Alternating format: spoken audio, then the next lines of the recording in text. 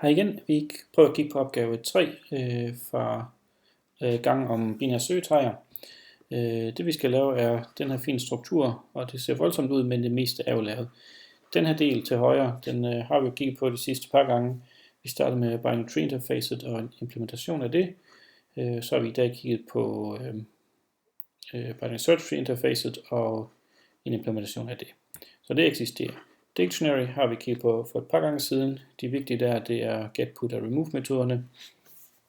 Sjovt nok minder de jo meget om get, add og remove metoderne i binary tree. Og nu skal vi så se at færdigimplementere den her binary search tree dictionary. Og vi har fået givet et godt stykke kode her. I det her binary search tree dictionary, der modtager vi en nøgle og en værdi k og v, hvor vi går ud fra at k er comparable. Det er sådan et krav for et binært søgetræ, ellers kan vi ikke bruge det. Det vil sige, hvis man vil lave et dictionary eller en map med et k, der ikke er comparable, jamen, så må man nok bruge en hashmap i stedet for. Der er ikke så meget andet at gøre. Men I kan se, det implementerer dictionary, og den flittige studerende har selvfølgelig lavet en kopi af gang om dictionary her til højre. Det skal man nok lige huske. Lad os starte med at kigge på, hvad det er, vi egentlig smider ind i vores binære søgetræ. Der er lavet en lille intern klasse, der hedder entry, som skal være comparable. Indeholder en key og value. Constructoren sætter key og value til, hvad det nu skal være. Der getter til key, getter sætter til value. Og vi har en comparator metode, hvor vi kan se, at hvis vi skal sammenligne et entry med et andet entry, så sammenligner vi faktisk deres nøgler med hinanden. Så det vil sige, at to entries, der begge to har samme nøgle, men forskellige værdier, dem kan vi faktisk ikke se forskel på. Men det er fint til det, vi skal bruge det til, som vi ser lige om lidt. Så vi starter den her container, som så mange andre container, til at sige, at vi gerne vil gemme det i en anden container. I det her tilfælde et binært søgetræ. Så vi laver dictionary /map, og vi gemmer det hele i et binært søgetræ. Constructoren opretter det her binære søgetræ. Det er selvfølgelig tomt til at starte med. Og vi får foræret den her get-metode. Og der kan jeg allerede se, hvordan man kan finde noget i det her. En get-metode tager jo typisk den her nøgle. Vi laver et dummy entry, som indeholder nøglen, og så ikke nogen værdi. Og ud fra det kan vi så søge med get ind i det binære søgetræ. Der finder vi så altså ud af, om der er et entry med den samme nøgle. Som sagt, så to entries, de betragtes som ens, hvis de har samme nøgle, så det her finder alle entries, der har den her nøgle med hvilken som helst værdi. Så enten har vi fundet en, og hvis vi har fundet en, jamen, så har vi jo en gammel værdi til det, og ellers så har vi ikke fundet en, jamen, så må vi returnere en. Så det kan vi nok bruge senere, den her viden om, hvordan man kan finde ud i den med den her dummy entry. Lad os starte med isEmpty. Den er rimelig nem, fordi træet har jo en tilsvarende metode, så må ikke vi bare kalder den. Det vil jo fint. Så mangler vi at lave put og remove. Lad os starte med remove, mest fordi det bliver lidt nemmere at lave put bagefter. Så hvis vi skal fjerne noget med en nøgle k, så betyder det nok, at vi skal starte med at lave et entry igen, ligesom før. Hvis vi skal finde noget, så vi laver et entry, der igen kunne hedde dummy. Og bemærk, at fordi entry er en indre klasse, så kan vi slippe for at give den alle de her typeparametre, og det gør det hele jo noget nemmere. Så vi laver en ny entry, hvor vi igen bruger key som nøgle, og hvor værdien er lidt lige meget. Altså vi fjerner jo bare det, vi finder alligevel, så det kan være det samme. Og man ikke vi så bare kan kalde bst.remove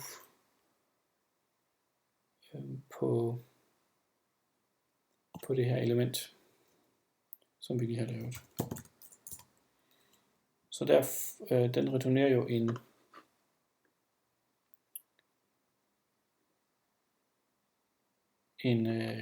den returnerer helt elementet. Ja, det er måske lidt overdrevet at remove med det samme. Det kan jo godt være, at den ikke eksisterer, så får vi 0 tilbage.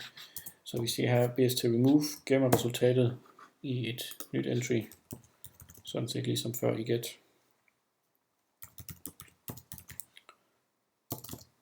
Det er den her, og så laver vi sådan set det samme som før. Altså den minder rigtig meget om get, bortset fra at vi kalder remove-metoden i BST i stedet for at kalde get-metoden. Vi skal jo igen, hvis vi har fundet det, returnere den gamle værdi, og hvis vi ikke har fundet det, jamen, så må vi returnere null. Så de to adskiller sig ikke særlig meget fra hinanden. Og kalde den old entry, lad os bare kalde den old her også. Så på den måde har vi jo en remove-metode. Det er jo heller ikke specielt svært. Så vi returnerer værdien, hvis den eksisterer, ellers returnerer vi null. Godt. Hvorfor gør vi det her for put? Jo, nu kunne vi jo gå hen at søge i træet og finde den passende knude, men vi returnerer faktisk ikke knuden, når vi søger i træet. Vi returnerer altid kun den værdi, der ligger der. Så man kunne godt bare ændre på værdien i det. Det er faktisk en mulighed, man kan bruge her.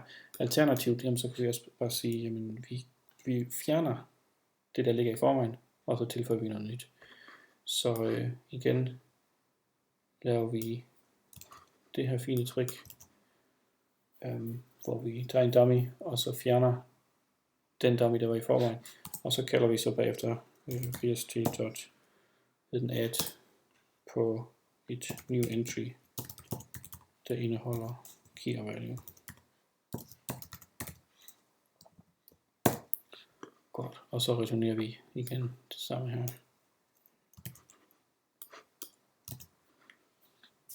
Så det er jo der kan man bare overskrive, altså man fjerner et element og tilføjer det igen bagefter. Er det den bedste måde? Nej, måske ikke. Man kunne gøre noget andet ved at sige, at lad os bare lave en put2 for søgs skyld. Så vi laver en public v put2 på key og value.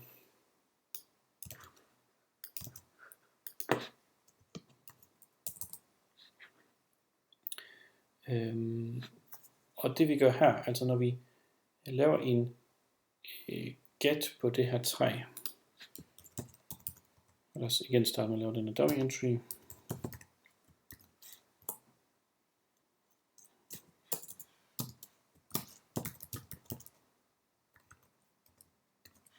Med key og null. Så hvis vi laver en get på det her, så kan vi sige bst.get på den her dummy. Og det returnerer jo faktisk et element ind i træet. Det vil sige for os er det et entry. Og det vil sige, at hvis der eksisterer noget i det her, så hvis old har en værdi, den her fine, ja, lad os starte med bst.get. Nej, den har vi lige fundet. Så jeg er lidt forvirret, men vi kan bruge samme if-sætning som her.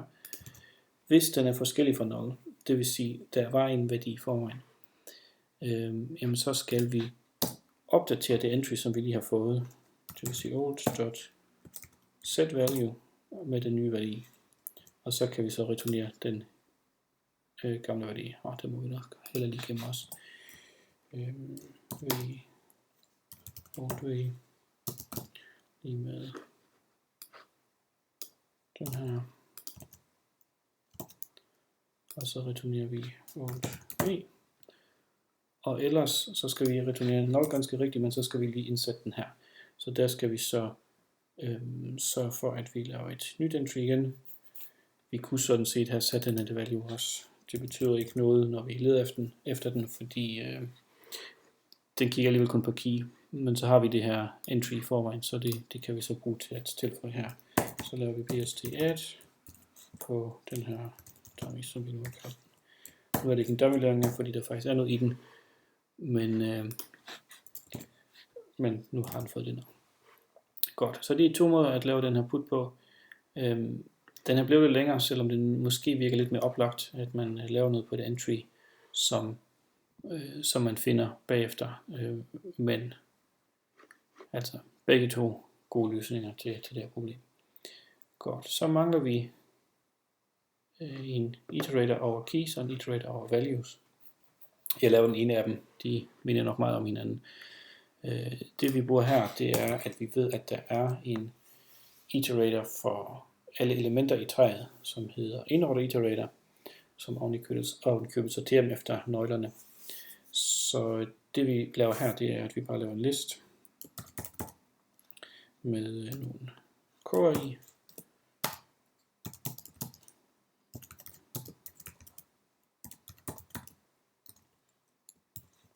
Skal nok lige nogle 20 parametre på os. Godt.